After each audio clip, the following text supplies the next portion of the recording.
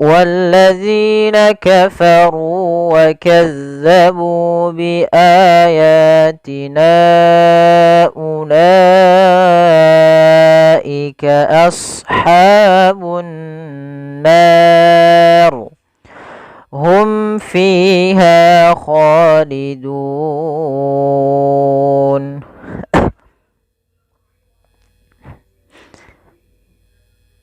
Pada lafal walladzina di sini ada alif lam. Pada lafal alladzina ya, di sini kita baca atau kita namai alif lamnya, kita namakan dengan alif lam syamsiyah, atau di sini bisa kita juga kenal dengan alif lam lazimah, atau ya, alif lam yang dia lazimah. Kenapa dinamakan dengan lazimah? Pada dasarnya begini, alif lam itu masuk kepada kata isim di dalam bahasa Arab. Contoh misalnya isim itu contohnya misalnya komar, komarun. Kata komarun ini ketika dimasuki oleh al, maka dia berubah menjadi al-komaru. Maka di sini alnya dia alif lam komariyah. Kalau misalnya syamsun berarti asyamsu, maka dia menjadi alif lam syamsiyah. Nah, kalau alif lam ini dipisah antara alnya dengan tidaknya, itu masih bisa dibaca atau dipisahkan. Sedangkan di lafal alladzina ini tidak bisa dipisahkan, karena di sini alladzina merupakan isim mausul. Isim mausul yang dimana alif lamnya memang melekat.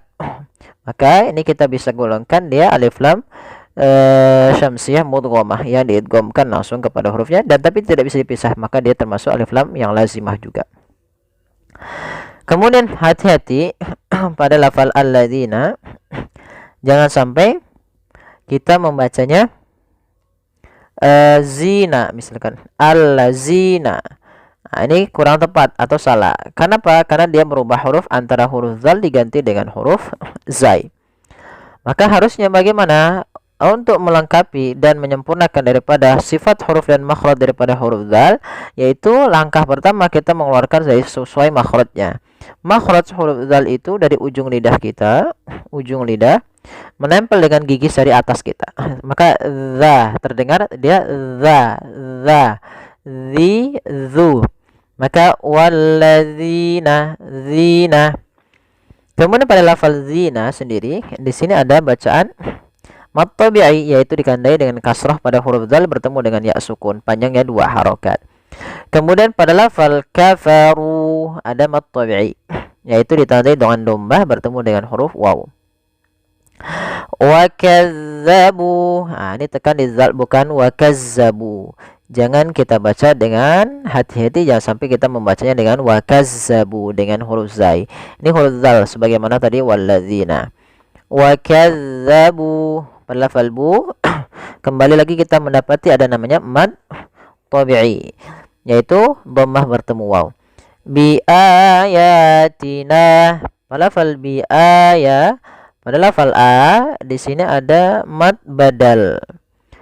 Apa itu mad badal? Kapan terjadinya mad badal? Mad badal terjadi apabila ada huruf hamzah, baik itu nanti berharakat fathah, kasrah, dhammah. Biasanya kalau fathah diiringi dengan alif, kasrah diiringi dengan dhammah, maaf ya, dhammah diiringi dengan waw.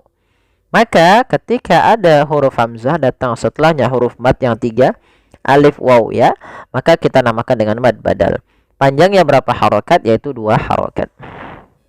Kemudian yatina pada lafal ya ada mad tabi'i yaitu fathah ketemu dengan alif kecil.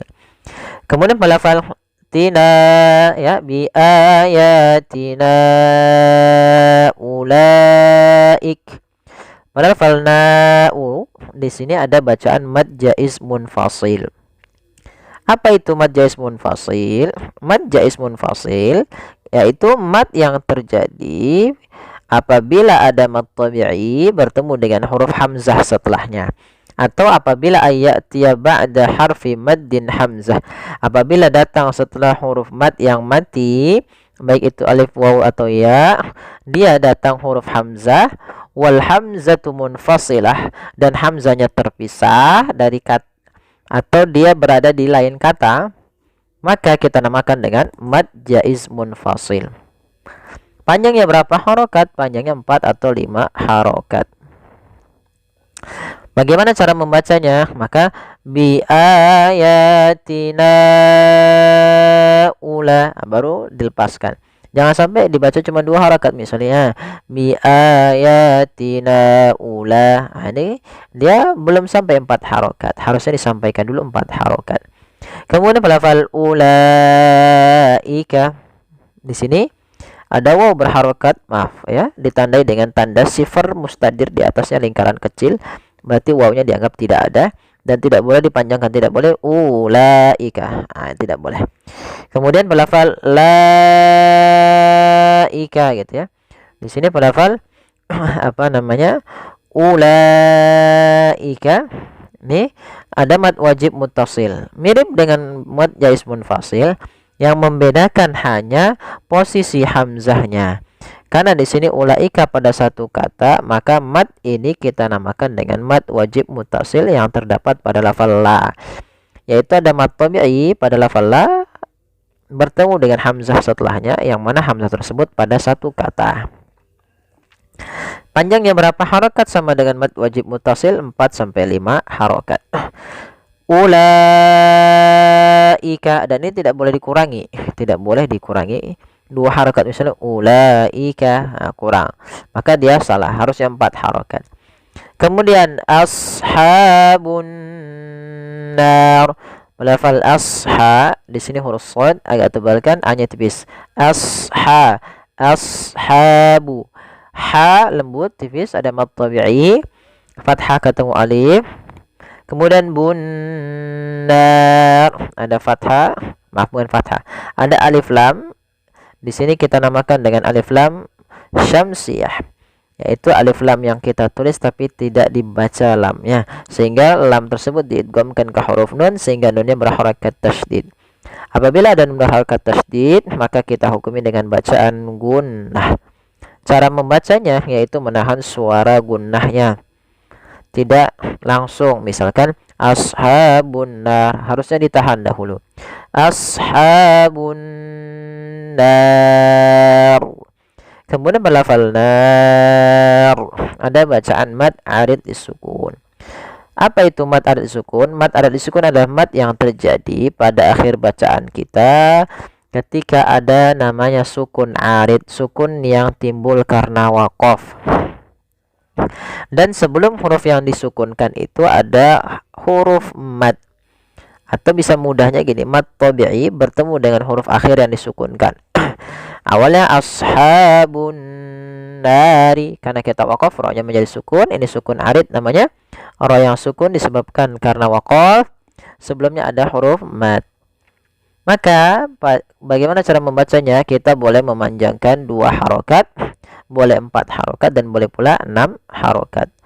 Contoh ashabun nar 2, an-nar 4 atau sampai 6 harokat. Kemudian hukum yang terakhir di pelafal huruf ra. Di sini ra-nya adalah ra tafkhim, ra yang harus dibaca tebal. Kenapa dibaca tebal? Karena sebelum huruf ra yang dimatikan ada huruf fathah. Maka tidak boleh ashabun nar, tapi ashab, ya, yang lebih tepatnya adalah ashabun nar, ra-nya tebal. Kemudian hum fiha khalidun, pelafal hum fiha ada mimat yang bertemu fa, kita hukumi dengan izhar syafawi, suara mimnya halus jelas, yang mana izhar syafawi terjadi apabila ada huruf mim mati bertemu dengan seluruh huruf hijaiyah kecuali daripada mim dan ba. Karena di sini ketemu dengan huruf fa, maka kita hukumi dengan izhar syafawi. Kemudian melafal fiha kha, ketiga-tiganya yaitu bacaan mad tabi'i. Kemudian pada lafal dun, ini sama hukumnya sebagaimana tadi an-nar, yaitu ada mad arid disukun, di mana huruf nunnya dimatikan di akhir, sebelumnya ada huruf waw, yang mana waw termasuk huruf mad. Awalnya duna 2 harokat karena dia sukun, atau kita berhenti, nunnya dimatikan, tapi sebelum itu harus kita panjangkan dulu dunya. Dun boleh 2 harokat, boleh 4 harokat, dan boleh pula 6 harokat. Hum fiha khalidun. Baik, kita coba ulangi dari ayat awalnya. Walladzina kafaru wa kazzabu bi ayatina ulaika ashabun nar hum fiha khalidun. Ya bani Israil azkuru ni'mati allati an'amtu alaikum wa awfu bi'ahdi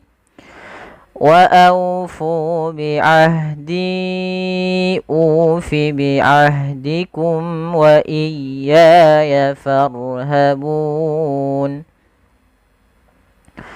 Pada lafal ya bani, di sini ada mad tabi'i pada lafal ya, ditandai dengan huruf ya yang bertemu dengan huruf alif kecil setelahnya. Maka ya harus kita panjangkan sepanjang 2 harokat. Kemudian pada lafal bani Israila, di sini ni ada bacaan mad jaiz munfasil.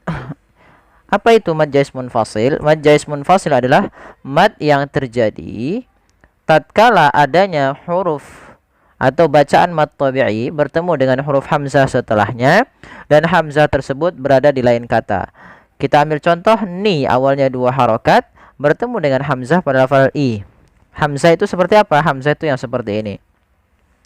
Ni awalnya 2 harokat ya bani. Tapi karena ketemu dengan hamzah, maka dia berubah menjadi kita harus panjangkan 4 harokat sampai 5 harokat. Maka ya bani tidak boleh dikurangi sepanjang 2 harokat. Harus kita baca 4 harokat. Kemudian Israila. Pada lafal ra ada mad wajib muttasil, yaitu ini sama, hampir mirip dengan mad jaiz munfasil.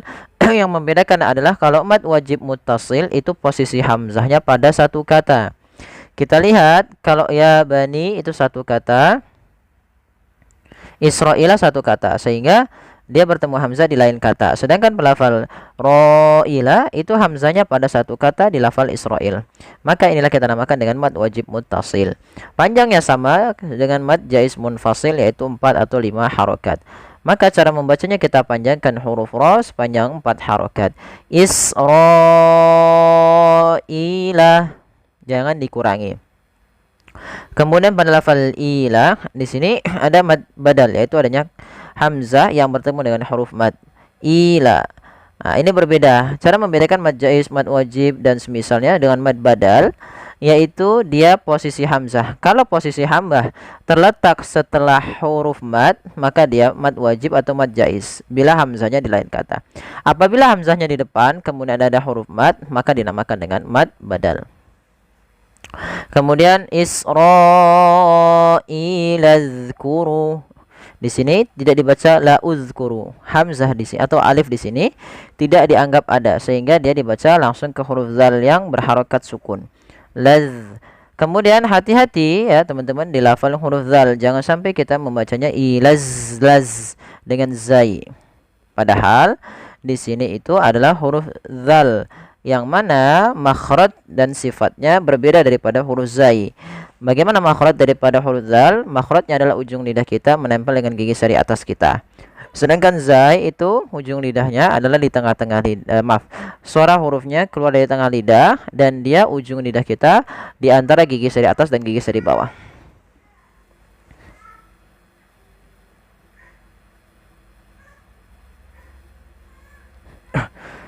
Maka kita lanjutkan tadi sampai di zal ini. Kemudian uzkuru lazkuru. Di sini ada mad tabi'i ditandai dengan dhammah bertemu huruf waw. Ni'mati allati. Pada lafal allati ini adalah bacaan alif lam syamsiyah, atau di sini juga kita masukkan bisa alif lam yang lazimah, yang di mana alif lam ini bisa juga termasuk daripada alif lam syamsiyah yang ditasydidkan. Kemudian pada lafal ti an'amtu, di sini ada mad jaiz lagi sebagaimana ya Bani Israil terjadi ketika bertemu dengan hamzah. Maka di sini harus kita panjangkan sepanjang 4 harokat. Ni'mati allati an'amtu. Kemudian pada lafal an'amtu, ini ada bacaan izhar halqi, yaitu nun sukun bertemu dengan ain. Harus jelas an'amtu. Mim matinya di sini sebenarnya ada izhar syafawi, harus jelas juga. Maka tidak boleh an'amta, maaf an'amtu. Kesalahan yang sering terjadi biasanya memantulkan suara nun. An, ya, an'amtu, an'amtu. Harusnya tidak boleh dipantulkan. Dia an'amtu, harus jelas. Harus jelas an'amtu. An'amtu. Kemudian alaikum pada lafal ya. Di sini lembutkan karena dia ada bacaan lin. Kemudian ada mim mati bertemu waw. Ini kembali lagi izhar syafawi, yaitu adanya mim mati bertemu dengan seluruh huruf hijaiyah kecuali mim dan ba. Dan di sini mim bertemu dengan huruf waw. Kemudian wa aufu, sama seperti alaikum, au-nya lembutkan sambil dimonyongkan sedikit bibir kita ke depan untuk menyempurnakan daripada huruf waw-nya. Wa aufu bi ahdi. Fu di sini ada mad tabi'i, yaitu dhammah bertemu dengan huruf waw. Bi ahdi di sini yaitu ada huruf ha yang harokatnya sukun. Apabila ada huruf ha sukun, dia mempunyai sifat yaitu jaroyanun nafas atau hamas, dan juga ada sifat rokhawah, yaitu jaroyan nafas, mengalirnya nafas, sedangkan itu rokhawah adalah mengalirnya suara. Maka wa aufu bi ahdi, ya, sambil dialirkan dan sempurnakan huruf ha. Kemudian di ada mad jaiz lagi sebagaimana ya bani dan allati, yang dimana dia harus dipanjangkan dinya sepanjang 4 harokat, tidak boleh dikurangi. Maka bi ahdi ufi bi ahdikum. Kemudian pada lafal ufi, di sini ada bacaan mad badal, yang dimana mad badal terjadi apabila ada huruf hamzah bertemu dengan huruf mad. Di sini ada hamzah berharakat dhammah bertemu dengan huruf mad, yaitu ufi. Ufi panjangnya adalah 2 harakat. Ya, kemudian bi ahdikum itu sama, ufi bi ahdikum, yaitu dia dialirkan, huruf hanya dialirkan. Kemudian kum wa iya, di sini ada mim mati bertemu dengan huruf waw, di mana kita namakan dengan idhar syafawi, suara mimnya dijelaskan. Kemudian pada lafal wa iya, ya, sempurnakan di lafal ya. Biasanya banyak yang terjadi kesalahan di sini nih. Biasanya memanjangkan ya-nya. Iya, harusnya tidak boleh, tapi dia menekan ya-nya wa iya. Ada juga misalnya wa iya tidak ditekan tasdidnya. Nah, ini juga salah. Harusnya wa iya ya farhabun. Kemudian pada lafal ya ada mad tabi'i ditandai dengan fathah bertemu alif. Kemudian farhabun ada huruf ra yang didahului dengan huruf berharakat fathah, maka ra-nya dibaca dengan ra tafkhim, yaitu kita harus menebalkan suara ra-nya. Tafkhim. Jangan dibaca farhabun, tapi dia faru. Beda dengan ar itu tipis, tebal. Kemudian habun, pada lafal bun ada bacaan mad arid disukun di akhir bacaan kita, yang terjadi disebabkan ada sukun arid, sukun yang timbul karena waqaf yang sebelumnya ada huruf mad. Boleh kita panjangkan 2 harokat pada lafal bunnya, boleh 4 harokat dan boleh pula 6 harokat. Maka farhabun